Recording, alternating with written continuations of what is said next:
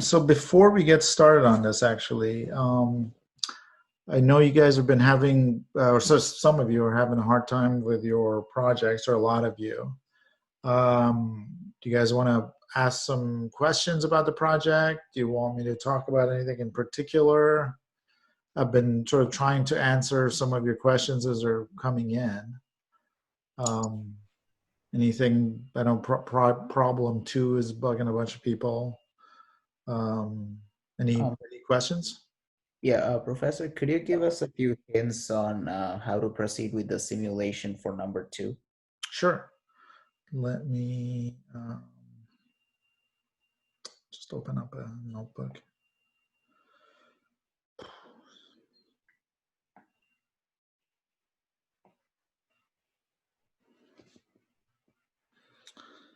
Okay, so let's just talk about problem two, going back to the midterm. So it's a it's a it's a latch,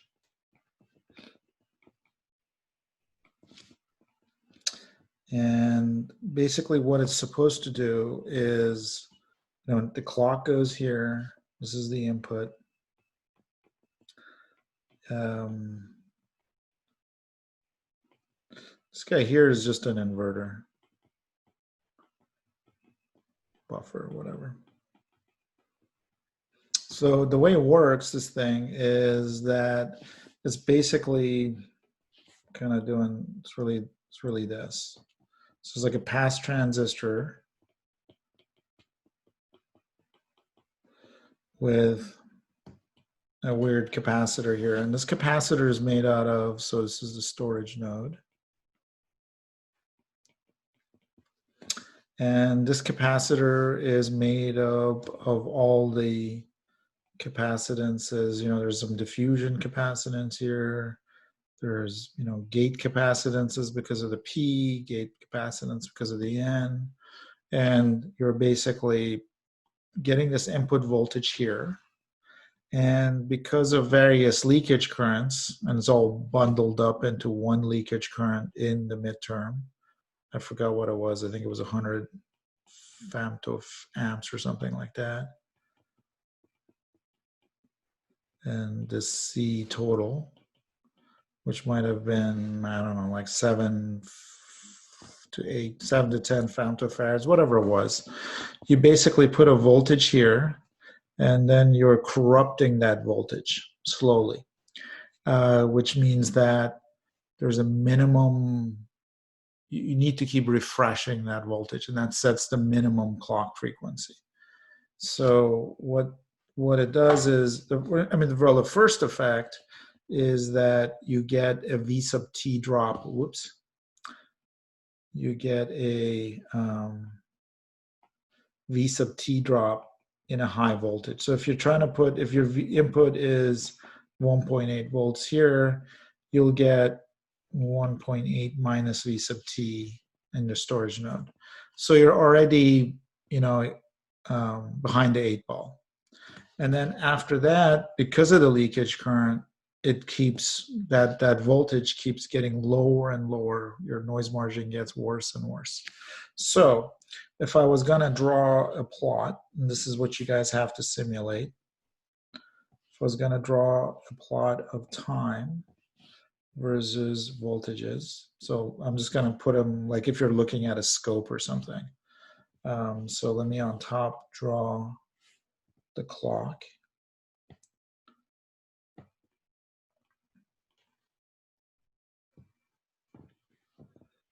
So this is clock. Whoops. Clock has a C. Okay, let me give myself a little bit more room here.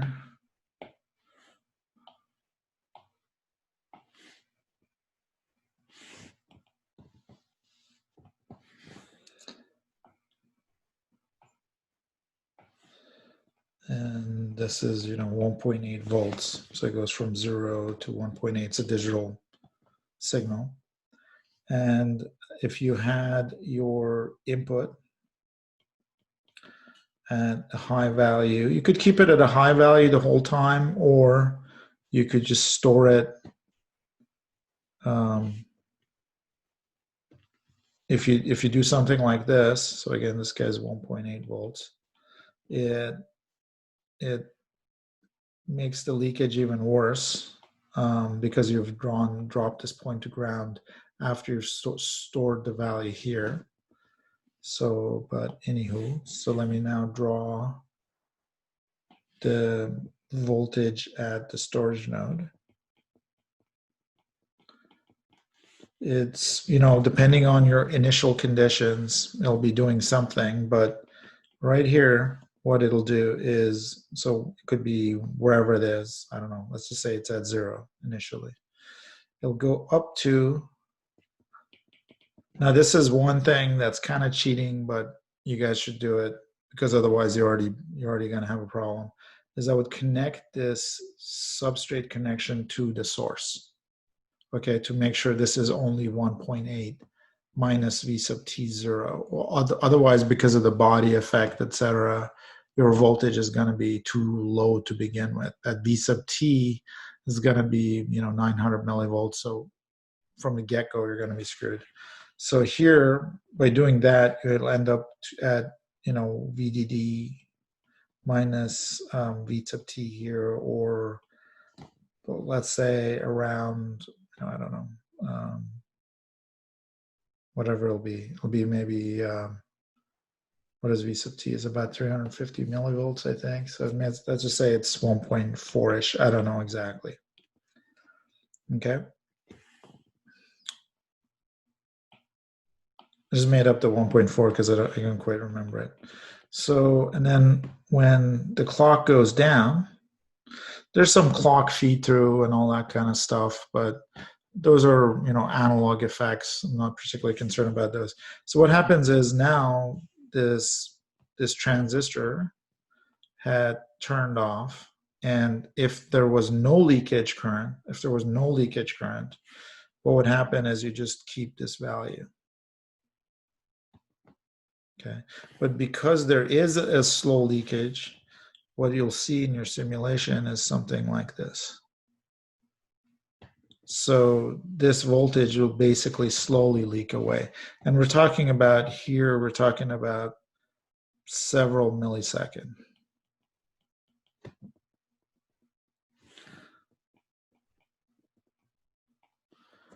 Milliseconds of time as this thing is leaking.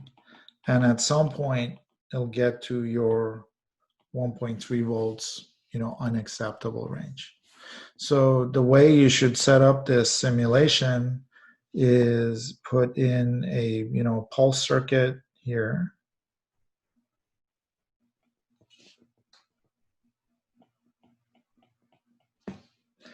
Have it turn on, stay on for a while. I don't know, this could be a pretty short time here, 50 nanoseconds, 100 nanoseconds, whatever. And then have it be off for a very long time. So for, say, 10 millisecond or something. And then see how this voltage drains down. Does that help, Nirhan? Professor, I didn't understand the connecting the substrate part. Could you explain that again, please? Sure. So if, remember we had this thing called the body effect?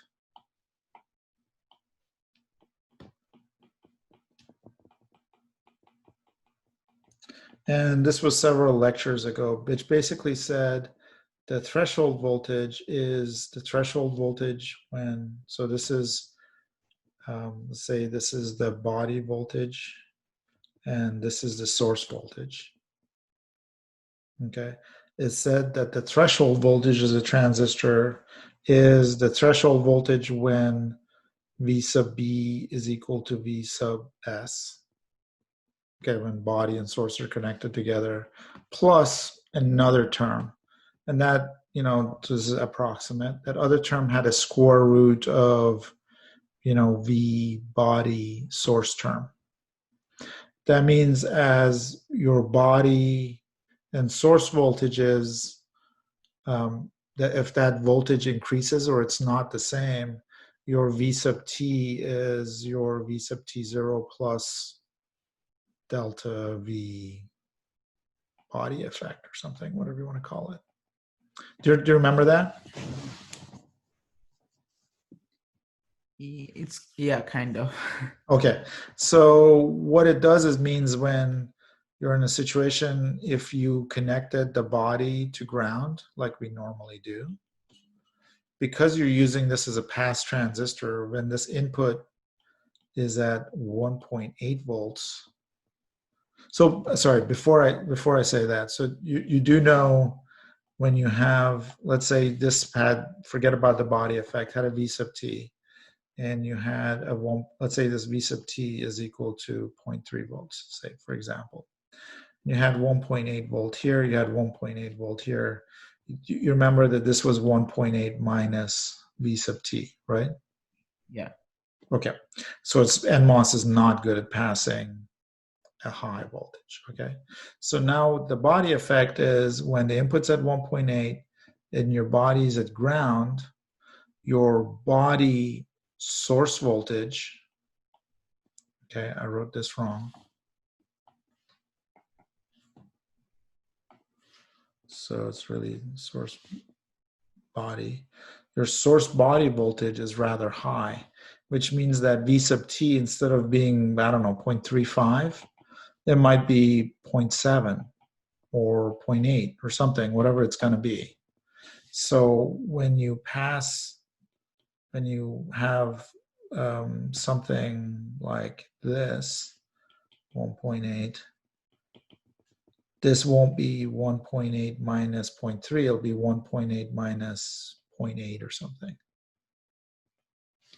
As opposed to if you had something like this, where the source and the body were connected together, and this was 1.8, 1.8, this would be 1.8 minus 0.3.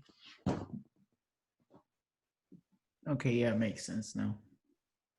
And you know, you can't really easily do this for an NMOS, unfortunately, in reality, because the NMOSFETs are usually sitting in the substrate and you don't have control over their body. You could do it on a PMOS because they're sitting in a well, it's a little easier to control. But just to, you know, we have to do that for this problem to make sense, for you guys to be able to simulate it. And you know, in the midterm, I said ignore the body effect.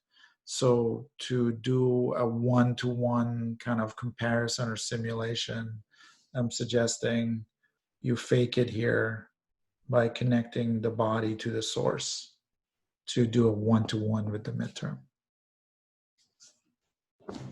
What transistor do you want us to use in the simulation itself? Do you want us to use the same ones that you used in the video or and in problem one?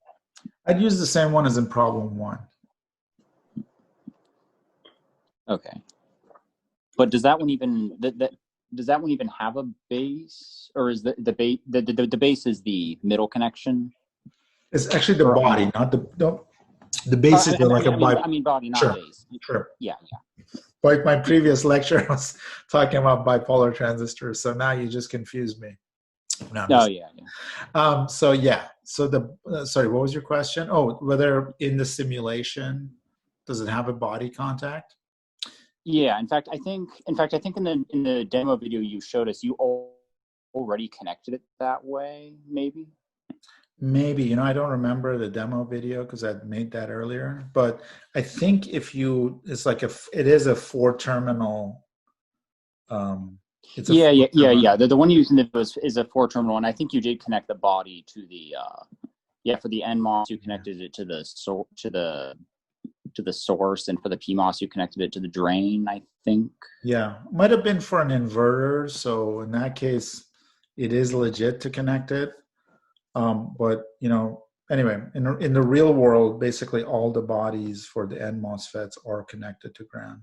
So if you had, let's say, a NAND 2-input NAND gate, it'd kind of be like connected like this, because they're just all in the same substrate. Okay. Wait, so when we actually do the circuit diagram, we do it with the capacitor in there, or do we put the other transistors in there, like the original You, circuit? you just put the transistors in there. So the simulation tool is going to know when you put it in, it has all the capacitors and stuff modeled. So basically, Okay. when you're doing the hand calculation, you're basically breaking down the circuit into this. You're calculating the capacitances and you're figuring how much it drains away. When you're doing it in the project, you're letting the simulation tool figure out all this stuff. Okay. Makes sense. So yeah, you put the transistors in, you give it this timing, and might have to move it around a little bit, and you'll see how this thing is going to drain away. Yeah, I think my problem is that the actual inputs I was putting in, I wasn't doing it this way. I was I was doing it slightly differently. I was basically having the input be constant instead of bringing it up and then bringing it down. Yeah. What did that do? I mean, I would have thought that would have still somewhat worked. Like, well, for one thing, there didn't appear to be a voltage drop, or the node voltage. It was always, or rather, its neutral was 1.8. It was never, the threshold voltage didn't seem to bring it down. Well, when the clock signal went high again, it would bring it to 1.8. It wouldn't bring it to 1.45.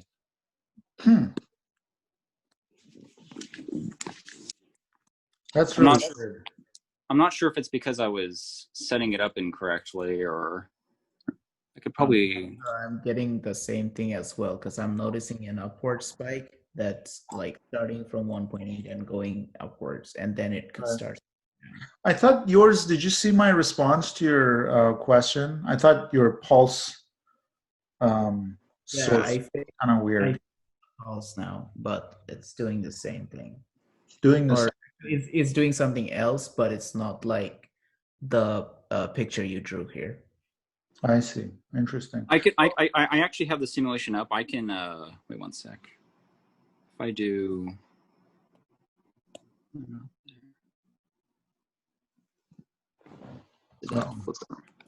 Yeah, here we go. 1 second. Do I need to do something for you to share your? No. I'm on my phone. I'm just pointing the camera at the computer since I have to. Yeah. Yeah. Boy, that and what are those? What's the swing there on those voltages? But yeah. So this is how I have it set up. First of all, this is how it's set up. Initially I was having this stay. This is the input, having it stay at 1.8, and then this here. I was experimenting with different. Can't remember what I said, but yeah, I did set it to pulse, and then this is the response. You can see the time scale at the bottom. What's the vertical scale? It's 1.8. Oh yeah, what is the time scale? Sorry. Oh, it's you can see at the bottom. I don't know. It's kind of blurry, but each notch is 1 millisecond. Oh. And at the top is about 2 volts, and the bottom is about 1.5 volts. Okay. Well, that doesn't look good. Why don't we do this? Why don't you email me your actual? Why don't you, both of you guys, in fact, can you guys email me your actual file, your LT Spice file? Yeah, we can. Do. Yeah, and I'll pick a look. I have the exact same response as well. Okay. Interesting. Okay. Yeah, just send it to me. I'll see if I can figure out why it's doing that. Mm-hmm.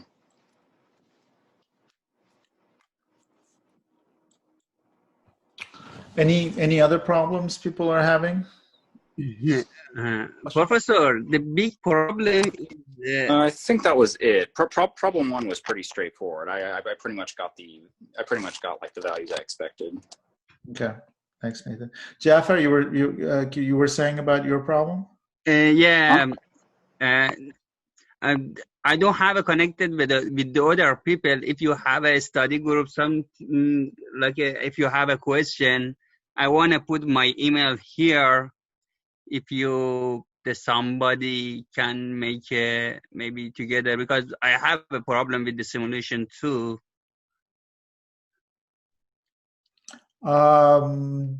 Is that something that's easy to describe, or it's kind of a big? If you have some question, maybe I can ask the other people and maybe they find the problem. What's the best way to do it? I don't know. Does anybody have an idea? The other thing we could do is, well, so this would be my suggestion is, you guys, if you don't mind, you guys can send me your LT Spice files. Okay, I can basically try to debug them and put a recording in of the debugging. Okay, so everybody sees all the different things, all the different problems that that everybody's running into. Or Jafar, if you want to put your, I don't know if you guys, I don't know how you do that with, like, you wanted to have a study group, etc. Does anybody have a suggestion? I'm not sure how you guys do that remotely. Wait, what was his question? I think what couldn't run Jafar it or something? I think what Jafar was saying is, are you guys interested in putting? So Jafar, correct me if I'm wrong, but if you guys want to put some like email link or email group where you can ask each other questions or work together to debug something. Jafar, do I have that right? Yes, Okay. exactly. Yeah. You could use the if you wanted to, you could just use the discussion board on Blackboard. Okay.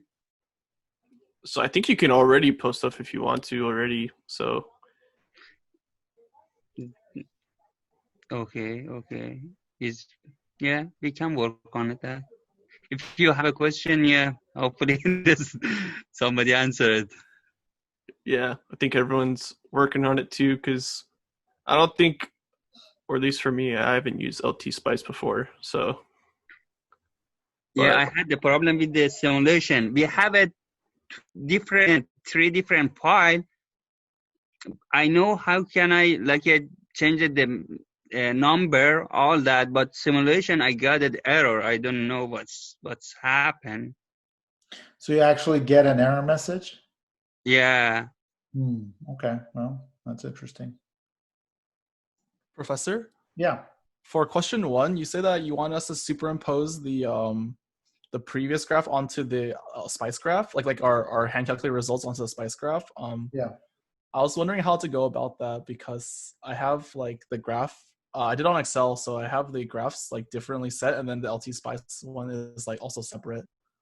Yeah. So I have one for the graph for the NMOS, and then one for the PMOS also. Like they're not together. Yeah. The way I did it is that I put I basically put the calculations into LT Spice. It kind of took some fiddling, but essentially you can you can draw arbitrary equations to the graph after you run it and after you've measured things. That's pretty cool. So I have to write the equation onto the graph.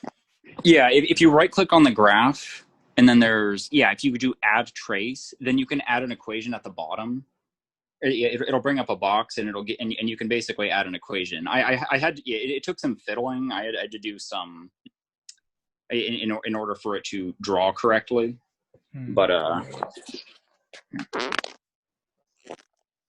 guess I'll try that out then. yeah. Oh, and be careful, because if you close it, it'll undo the traces you added. So make sure you copy down the.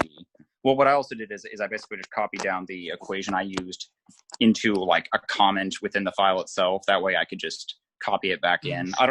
It's probably not the cleanest way to do it, but it did make for a nice graph. So that's what I did. Okay.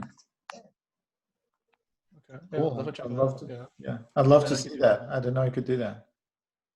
Actually, I can. I can. I mean, hell, I can show you what my thing looks like. Cool. Wait one sec.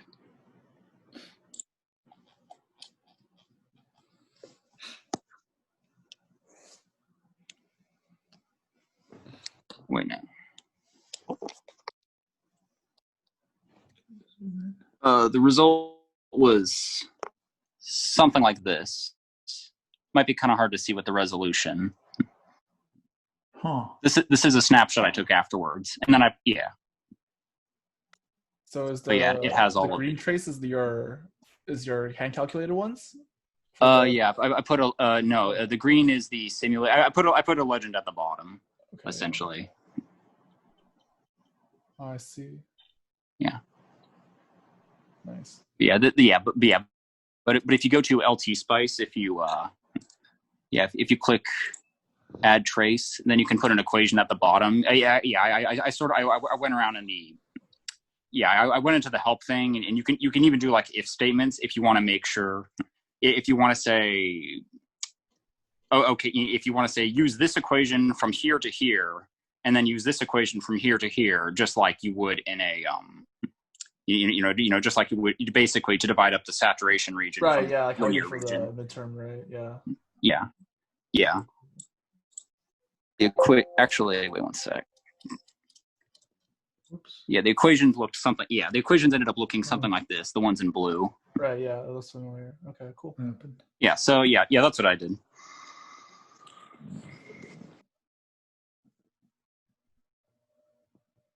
Hey guys, do I still have you there? Yes. Yes. Yeah. Yeah, we can hear you.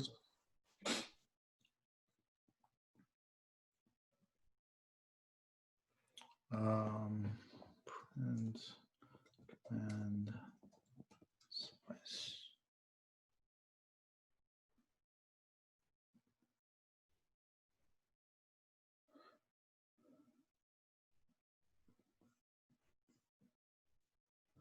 So, another thing you guys can do also, I mean, I think that's a much better method, but Spice also has something called a print statement, .print.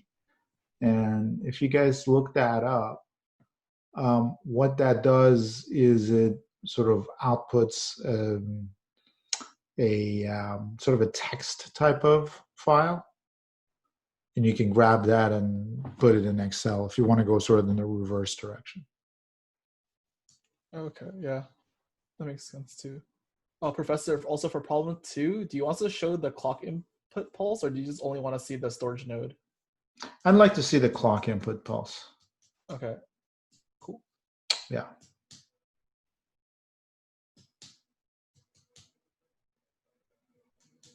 Any other questions, guys?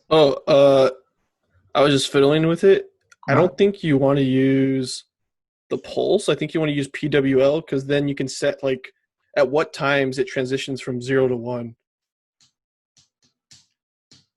So if you use it's called like PWL. It's if you go to the same thing, if you like click it like a voltage source Mhm. and you go to advanced, and it has a list of like different like a sine wave, pulse. There's a thing called PWL. And it basically, you can set times like, okay, at 0 seconds, it's going to be 1.8 volts. Then at another time, you can set it to go to 0 and you can have it go you can basically create your own digital pulse. Mhm. So that's probably what you want to do instead of doing like the pulse. Because I think the pulse just repeats. I don't know. Yeah, it does repeat, but you can definitely. I think I like PWL waveforms, but given that you could get the pulse to repeat like way out here, it would still work. But I think PWL is also a good way to go. Okay. Yeah, I think it's a little bit easier to set up than the PWN because you need like 8 parameters for that. But for the PWL, you only need like a couple, like maybe 4. Okay.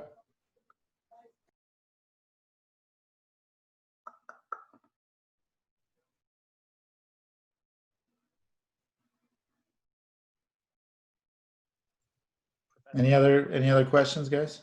I have a question. Yeah. Is it Angel, can you speak up? I can barely hear you. Hi. Yeah, thanks. That's much better. Sorry. Is it possible as well to, when you superimpose the graphs, is it possible to take notable points of the graph and hand draw it onto the the curves that you get on LT Spice, and then just include the values in the bottom of that?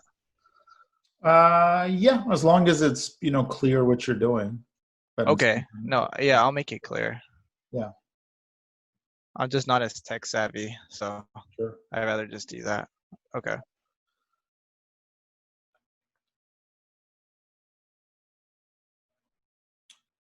So all this stuff also comes up to, I think I keep sending you guys sort of threatening emails, but about the importance of the quality of the report itself.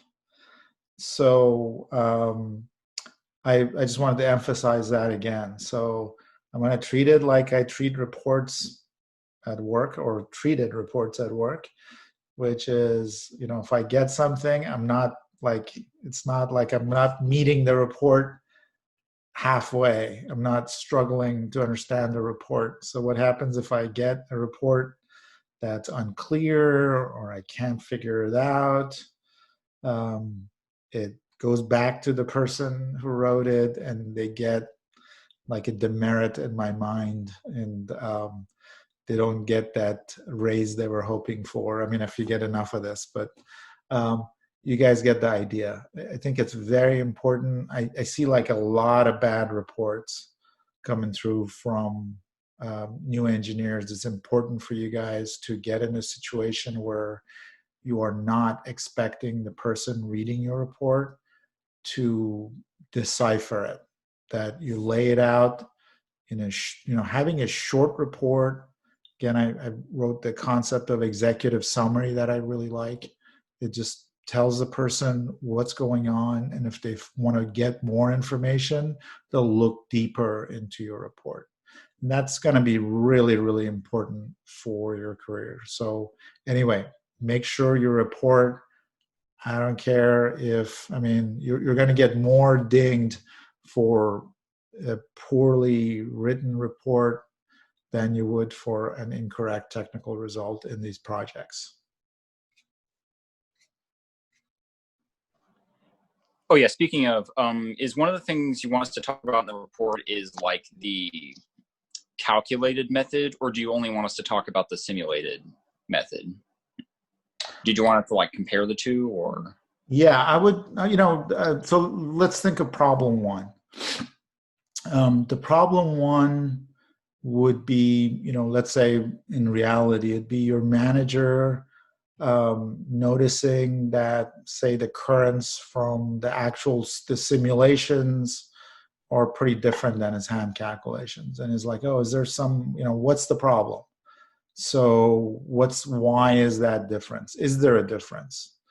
So maybe part of the group is using hand calculations and part of the group is using simulation. He wants to see if he should expect a difference between them. So I really want to discuss the difference between them.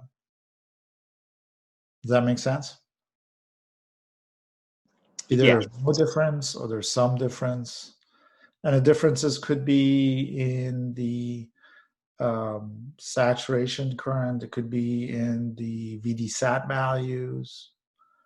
It could be in the relative ratios between N and PMOS transistors. So you could view it in a few different ways. There's no one right answer there. It's really the differences.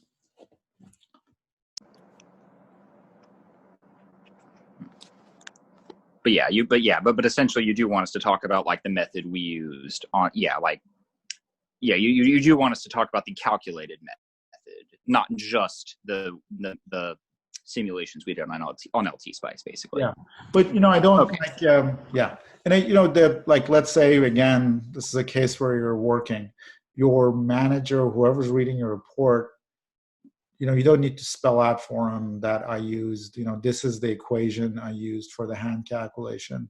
He'll know what a level 1 model looks like for a hand calculation. Right. So you can say, hey, I calculated this, and the saturated current at VGS of 1.8 was this, and is this much lower or higher or whatever it is, or VDSAT values or whatever. Mhm. And again, I think like in another thing that you'll have to get used to at work. Again, it doesn't matter if you guys do chip design or not. This is my experience at work. Is you don't get step-by-step instructions. You get some general instructions, and you got to kind of figure out what this person wants to see or what the response should be. Does that make sense? Yeah, just the the important aspects as opposed to every little as opposed to every single calculated step. Yeah.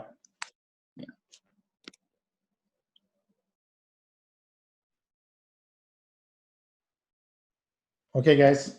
So good luck with that. And again, whoever wants to send me their LT Spice, I can try to help debug it remotely. If you just send it to me with some description on what problem you're having, I can try to debug it, and I'll try to put together some recording of all the different debugs that I did if I can figure out how to do that. So you guys can learn something from each other's issues. Good luck. Okay, so let's now jump into the lecture. Where am I? Okay, so what we were talking about was back to we're still working on delays, except now we're talking about doing hand calculations of delays of multi-stage logic networks. And this was an example we talked about. We talked about what the delay for each one of these guys looked like. There was a logical effort. These G's had to do with the complexity of the circuits and the relative complexity compared to an inverter. And the H's had to do with the ratio between the capacitance on the output versus their own capacitances. And basically we were using that to calculate the delay per stage, but now we're going to look at how to use it to calculate the delay for a multiple number of stages.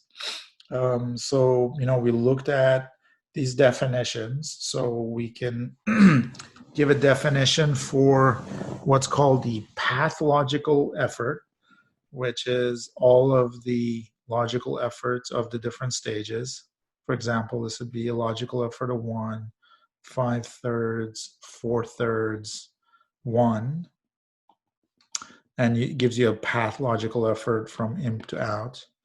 There's a definition for the path electrical effort, which is the ratio of the capacitance, the output capacitance to the input capacitance. In this case, 20:10, a ratio of 2. And then a path effort, which is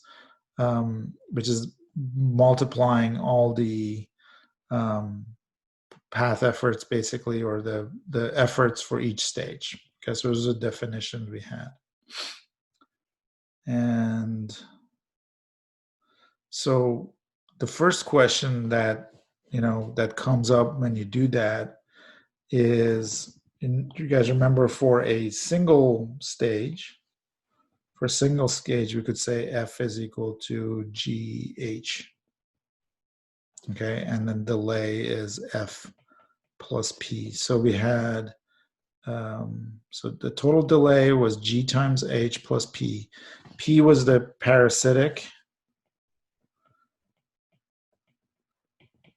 which is driving yourself as a load. And G times H was this effort, logical, this path effort, or the effort of your stage. So the question is, can you do the same thing? Can you write this F is equal to G times H, but for the whole path? Okay, so that's the question. And the answer, I can tell you just to the punchline, it's no. Okay, and let's try to figure out why not. So why don't we do this? I'm going to give you guys a few minutes to kind of remember where we were at by trying to this example at. So we have an inverter driving two other inverters. Each one of those inverters has a relative load of 90. Okay, so you want to go looking at these definitions. Okay, you want to calculate the pathological efforts, the path electrical efforts, the multiplication between the two, and then you're going to go figure out these electrical efforts more like per stage, and then you're going to see if those things with this definition of F, if those things equal to each other. So once you guys give that a try for a few minutes, and then we'll try it together.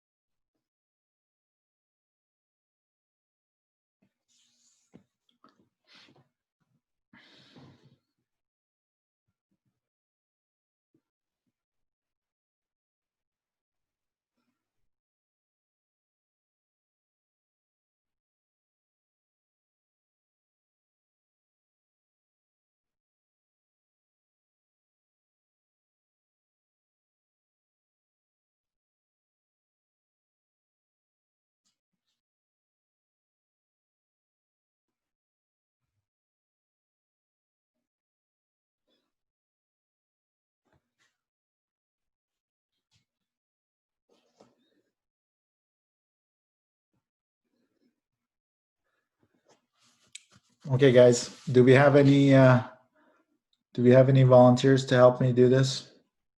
Figure this out.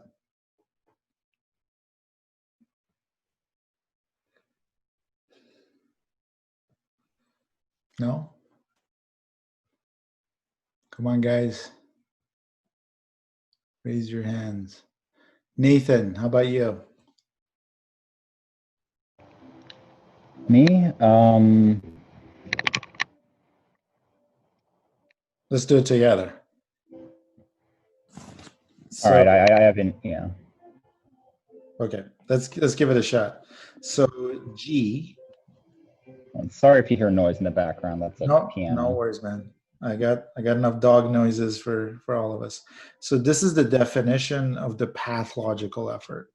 So that's what we're trying to figure out. So it's the individual logic efforts multiplied by each other.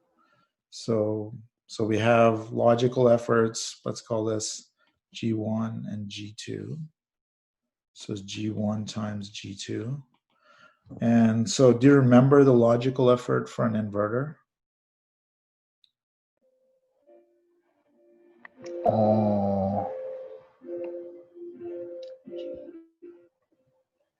So all you have to do, I mean, this is like, you just go up to the catalog of gates, right? When you get a midterm or whatever, this is slowly scrolling up here. So we just look at the table, okay? So this has got all the logic efforts for all the common gates. The logical effort is just a function of the type of gate you have. So, we have an inverter, and the inverter only has one input. So this tells you the logical effort. Okay, so This is all you have to go to the table for the logical effort. And then there's another table on, it's also in your book, but it's in slide 9 of the parasitic delays of common gates. Okay. Mhm. So looking at that, so what's G1 and G2? I think it'll be 1 each, right? For inverters. So the total is just 1. So this is the pathological effort. Okay. Then capital H, things is back here. That's a definition. So it's the sort of the relative output capacitance divided by the relative input capacitance.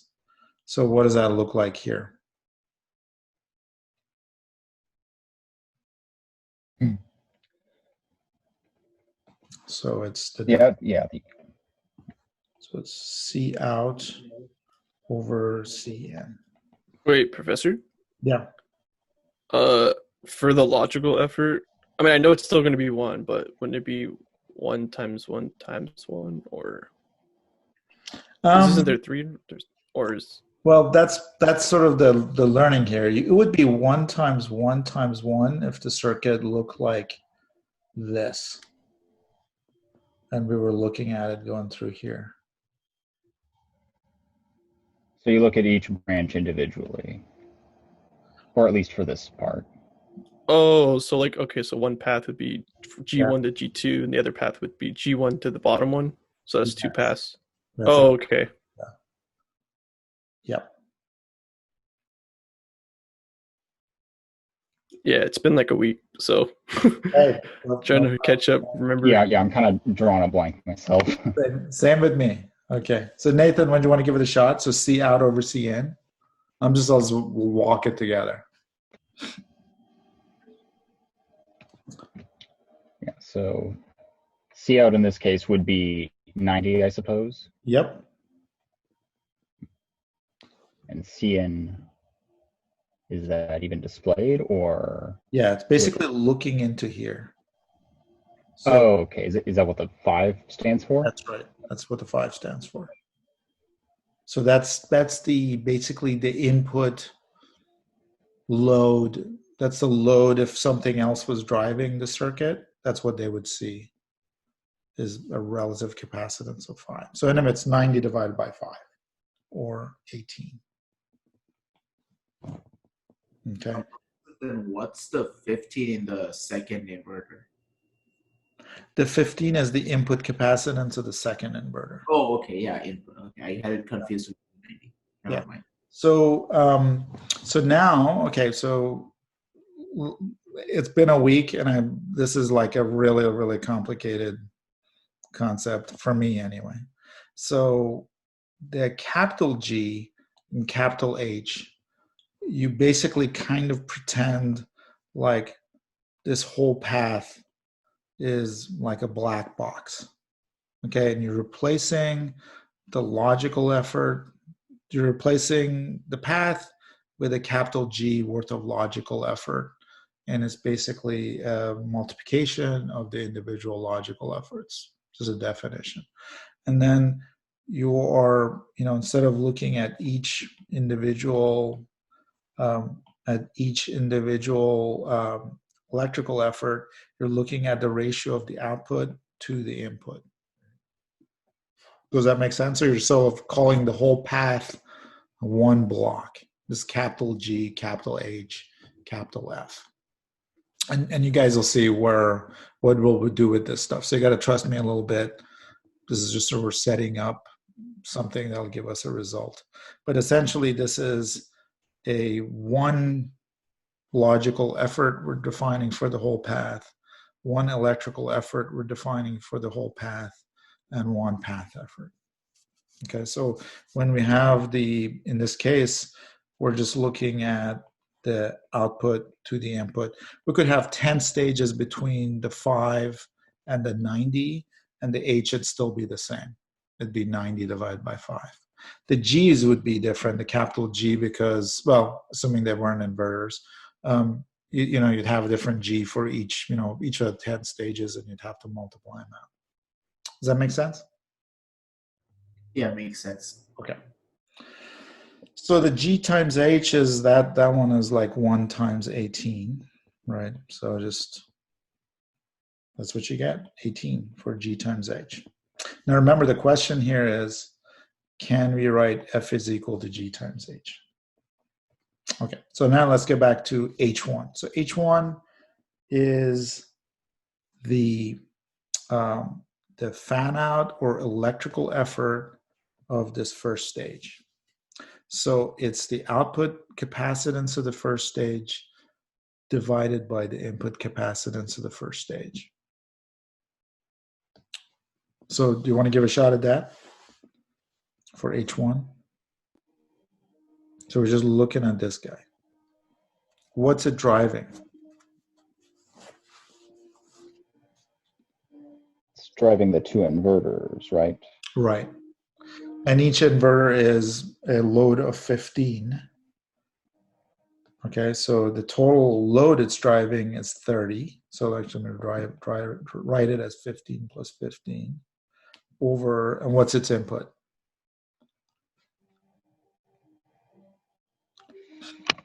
The input for the driving for the first one. Yeah.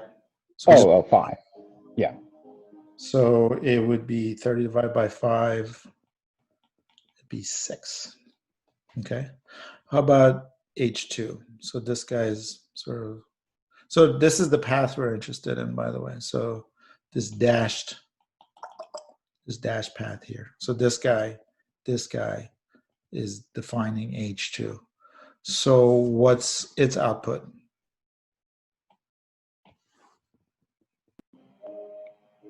Oh, its output. Wait, the output for the second inverter, it would be 90. 90. Yep. And what's its input? 15. Yep. Okay, what does that give us? 6. Okay, so let's look at the definition of capital F.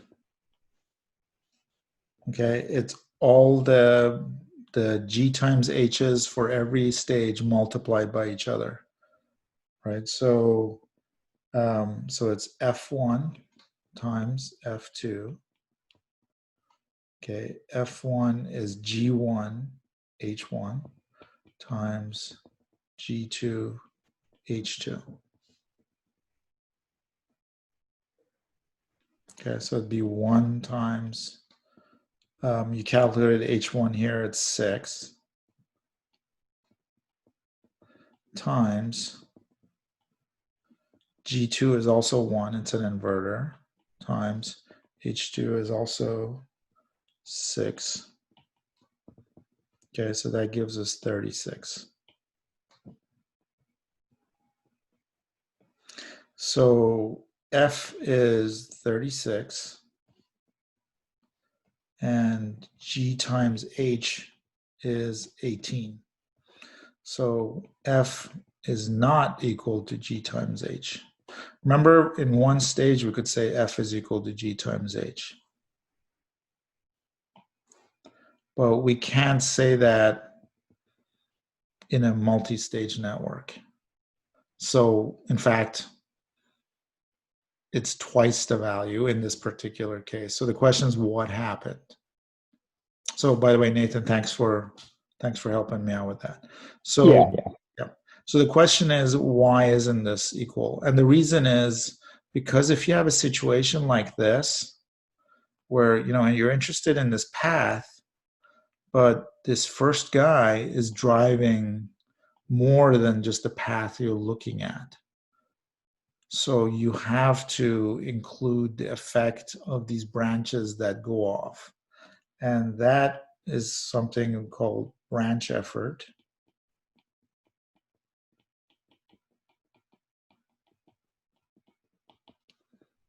Okay, branching effort, sorry, which is all the capacitance on the path plus the capacitance off the path or the capacitance on the path. So for example, in this case,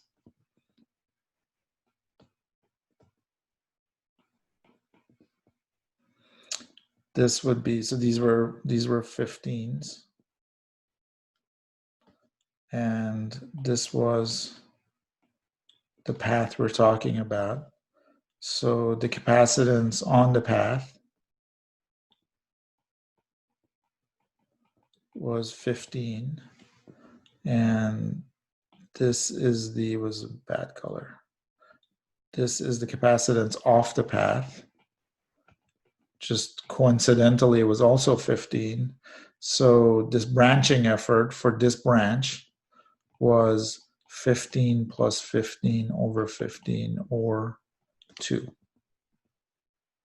Okay, and then if you had, you know, multiple branches going, like let's say we're this path, this, you know, had, you know, another branch, and you wanted to continue to look down this path, every time you saw a branch, you would get a sort of this branching effort, and you multiply all of them for your total path. Okay. And so this tells us that, and then it's purely, you know, just this was to make life easy for you guys. This branch could have been an inverter, and this branch here could have ended up being a NAND gate or something. So you would, that's why you're talking about capacitances. So this path could have been a lower or higher capacitance than this path. So we're purely talking about sort of the ratio of the capacitances of the paths to figure out these differences in branching effort. And after that, once you add this branching effort, then you can talk about this capital F being G times H times B. Get to include all these offshooting branches that you know are not part of the path you're trying to calculate. Okay.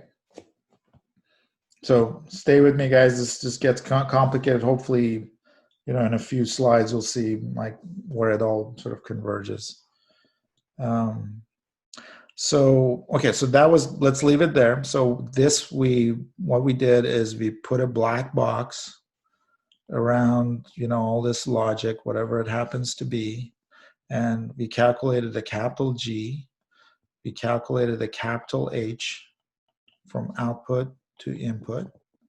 And then whenever we saw branches branching off, we calculated this B to put in the effects of sort of this branching effect. So we're looking at the whole thing as one sort of super path or something like that is the way to look at it. Okay, so then let's take a step back and look at what if we looked at the path as if it was a sum of individual paths. Okay, so this goes back to the initial way we were looking at it. So if you had, I don't know, an inverter followed by another inverter, you would have G1 H1 plus G2 H2. So you're just summing the delays for the path. So one case, it's like you're looking at it as one big box, and in another case, you're looking at the sum of the individual components in that box. Okay, so there's two definitions of what should be the same thing. Okay, does that make sense, guys? And you have the parasitic and the effort. So this goes back to our original looking at each stage, and what we just discussed was looking at the entire stage. Okay, and so what we're going to say is those two things should give us the same value. Okay, so if you look at, you know, something which is the sum of these stages, so this thing should give us the same value as if we were looking at sort of capital F. The sum of these F's should give us the same as what we were looking at as a capital F's. Okay, so the F was defined as the path effort. So that's looking at the entire path as if it was one path. So that was, the product of the stage efforts.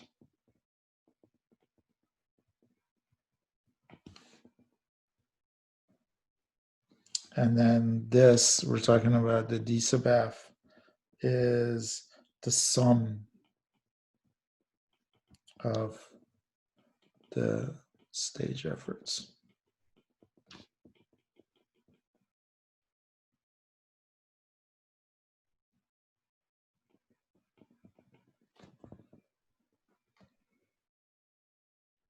So then the question becomes, how do we optimize the delay here? Like, what if this is with these definitions?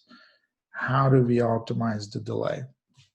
And this turns into a mathematical problem, and so you'll just have to take my word for this is the answer, and this is this the mathematical answer? Is that I'll just write it down word for word. The sum of a set of numbers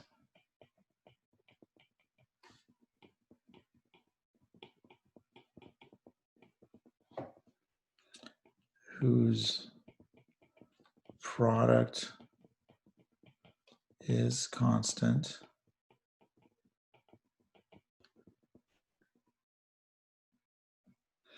is minimized by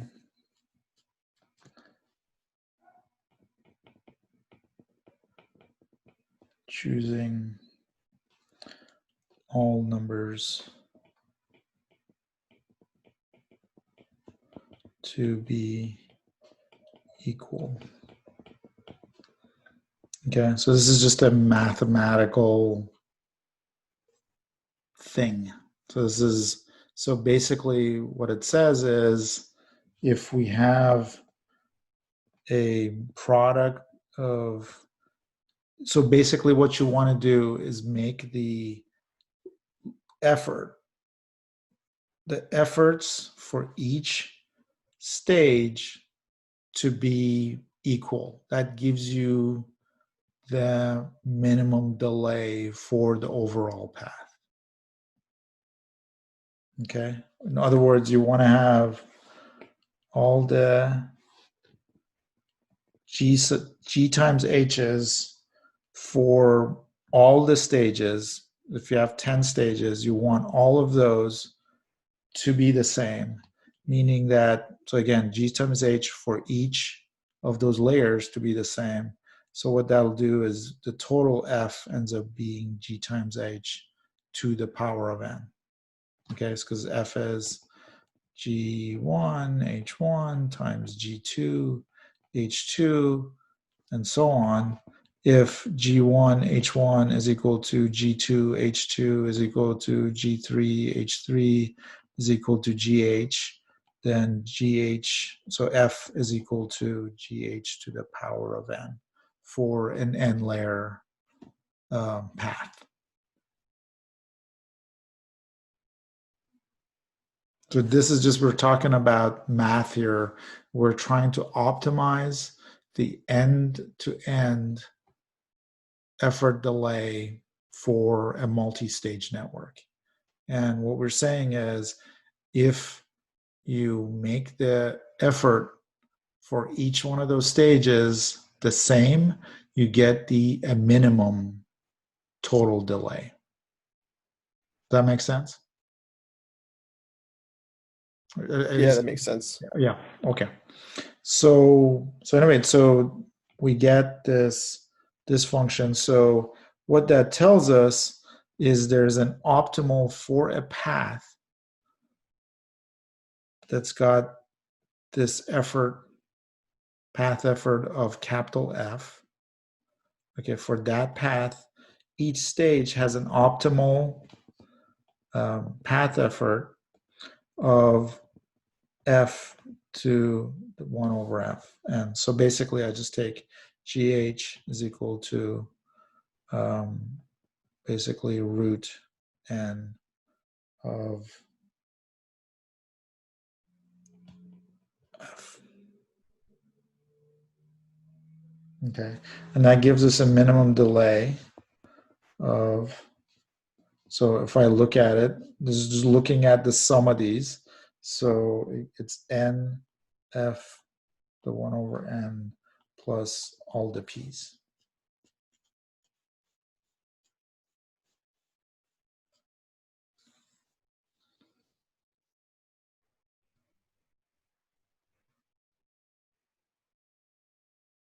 Okay, I think the, let's see what I want to do here.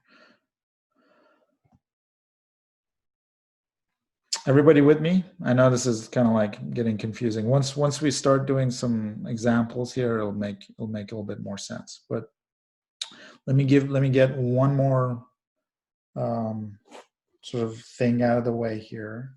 Is remember that f is equal to g times h, and h is equal to c out over c in.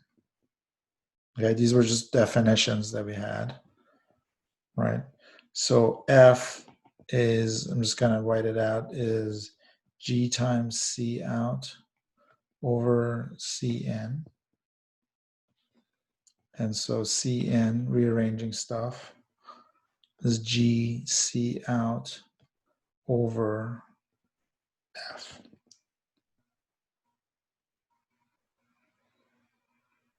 So this tells us how we can size each layer. If we have we said there was an optimal f that existed.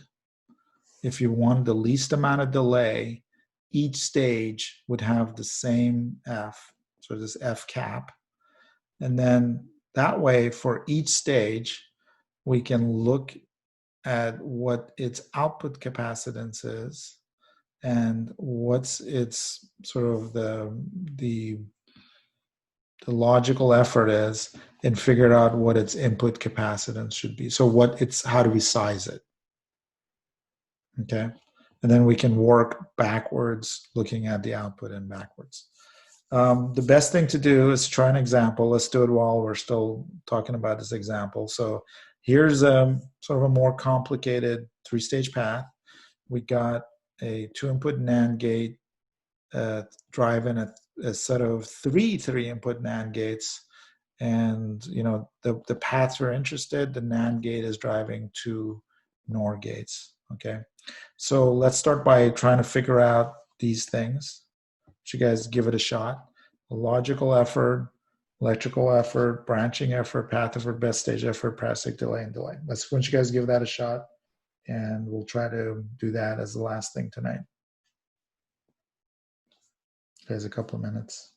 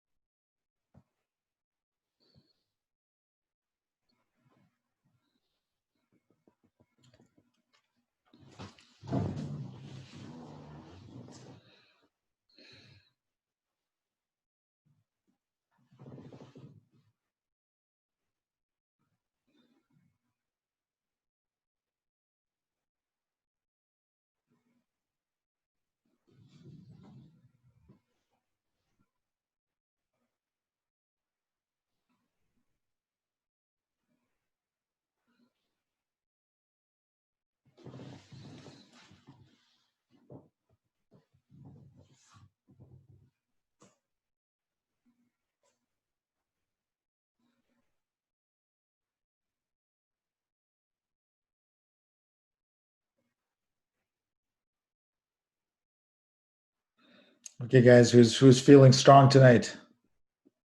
It's going to help me finish strong. I'll try to take a shot at it, Professor. All right, nice. Okay. So for logical effort, Yeah. for the first path, like where the 2-input NAND would be f equals 2, right? F here? Yeah.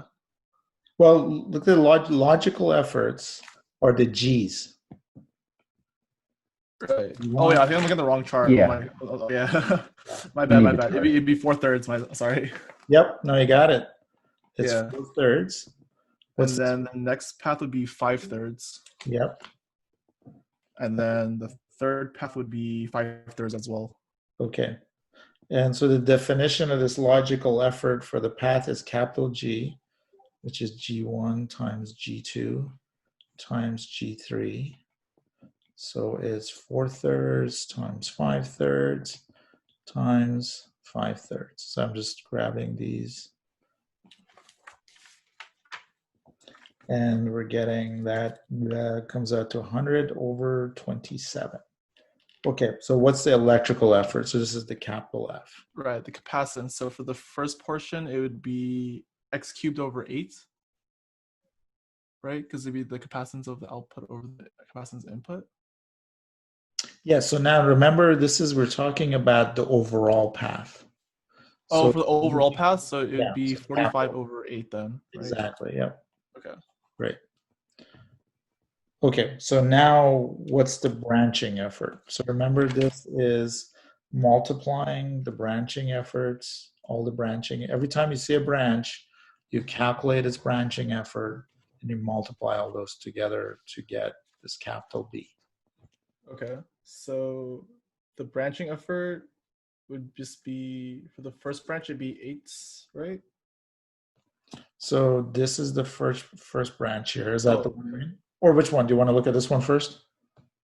So Oh, you no, we can look at the first one. Yeah, we can look at where the 3-input NAND is. yeah. So the capacitance for the on path would be, it'd be 8, or X, right? It'd be, Yep. okay. X. And then And then the plus, off path would be 2x, or is it x cubed? no, it's 2x. 2x, okay. And then that divides by the of the on path, right? So that ends up being, well, let's do it one at a time here. So whoops, yeah.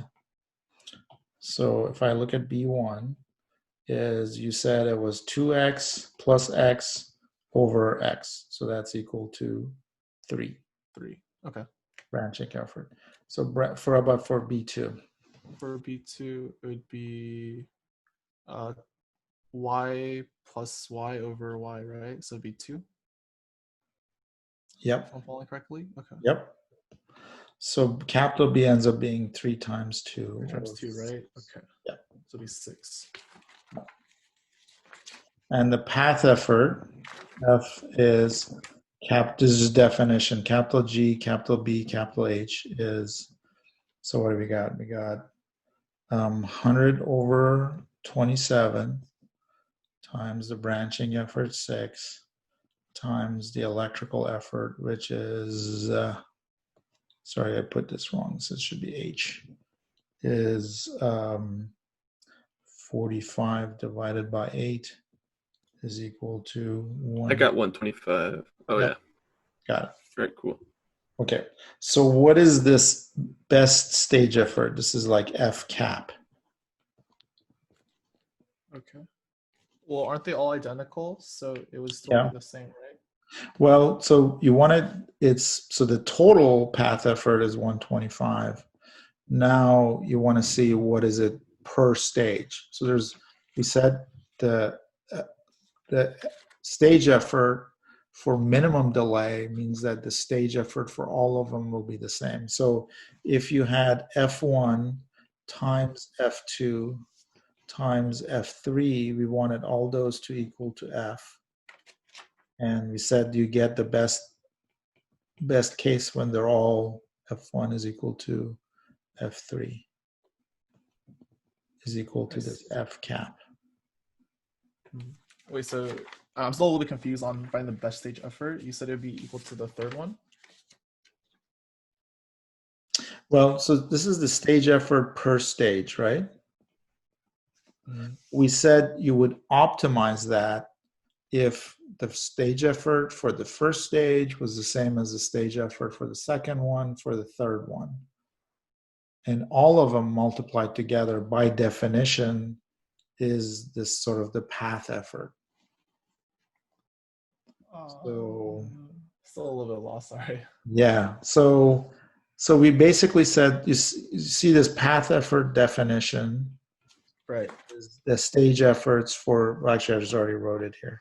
So we're saying this is a definition, right? Mm-hmm. Right. This is a definition, and then 25 divided by 3, or no, square cubed, or like cube rooted, right? exactly ends up being cube rooted because what we said is mathematically this f is minimized if f1 is equal to f2 is equal to f3, and we called that number, they're all equal, f hat. So f hat, if I rewrite this with this condition in there, f hat cubed is f, so f hat is f to the 1/3, 3. I see. Okay. Yeah, that makes sense. which is exactly what you said. So it's, and or, in the general case, it would be f hat would be f to the 1/nth power if there were n stages. Okay, so anyway, this ends up being 125, and there are 3 stages, so 125 cube rooted, which is 5. Right. Okay, so now let's look at the parasitic delays per stage. Okay. So what do you have here, here, and here?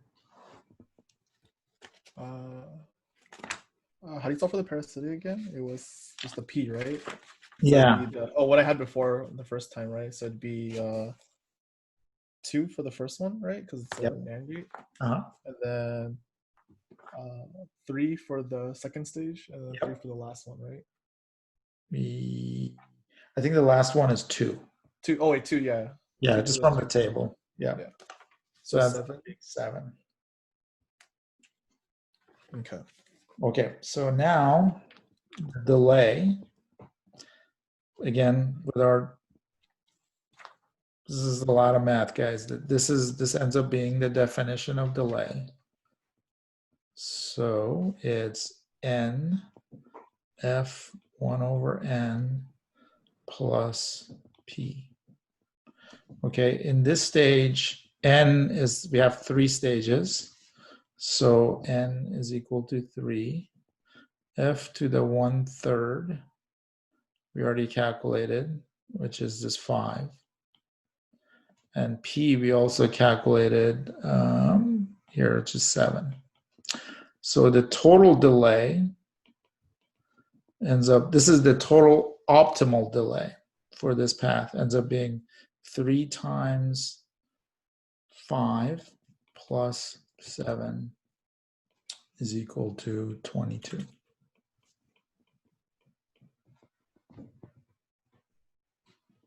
Okay, and then to actually get a number for the delay, you would multiply this by the tau of the process that you're in to get to an actual delay.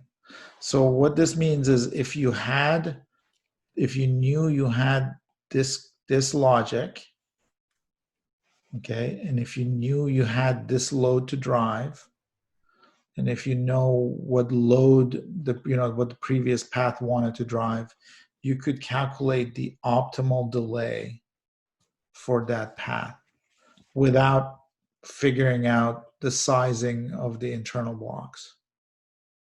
So now we don't, these sizes, we haven't sized these at all. We haven't sized these at all. And this could be a really big network. It could be 10 layers deep. But we know what the optimal path is. And Tim is right, it is a weird way to find the delay, but we haven't finished yet. But I'll stop here. Okay, this is like, it's gonna get a little bit more, make more sense. But where we're at, do you guys have questions about this? So do they actually use this? Do they actually use this method in for CPUs and stuff? Well, we'll see at the end this method is it'll give you a combination of rules of thumb, which everybody uses, and it'll give you reasons for these rules of thumb. And these are, very important rules. So for example, they're like all the way at the end, which we'll get to, is, like how do you pick the fastest path? Like how do you create the fastest path? And you'll learn that the fastest path, for example, are created when the sizing of each layer goes up by a factor of 4. We'll see that if you're driving large delays, you want to use inverters and NAND 2s. You'll see why you have an optimal delay for a path.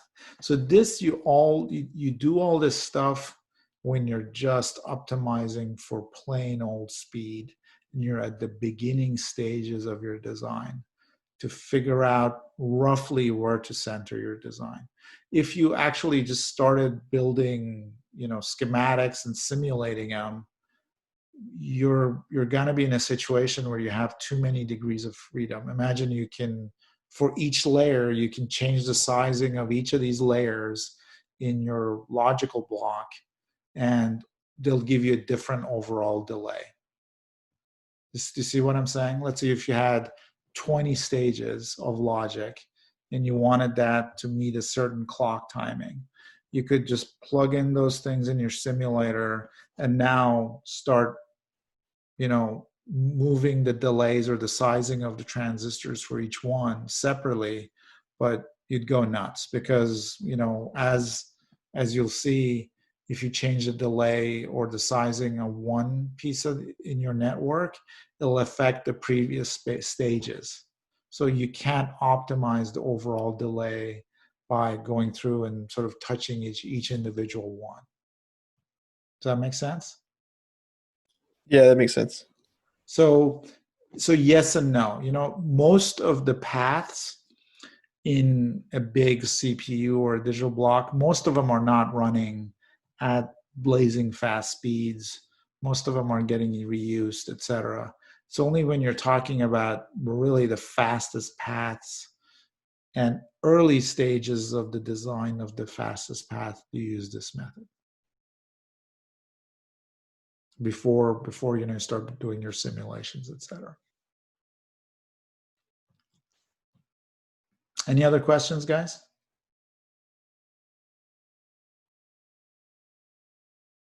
No? Okay. In that case, I'll let you guys go. So remember, if you guys are having a problem with your simulations, send me your LTSpice. I'll try to figure out how to debug it, and I'll sort of try to make a compiled list that I'll put up somehow. And anyhow, good luck this weekend with the project, and I'll see you guys on Tuesday. Thank you, Professor. Have a good weekend. Bye. Thank you.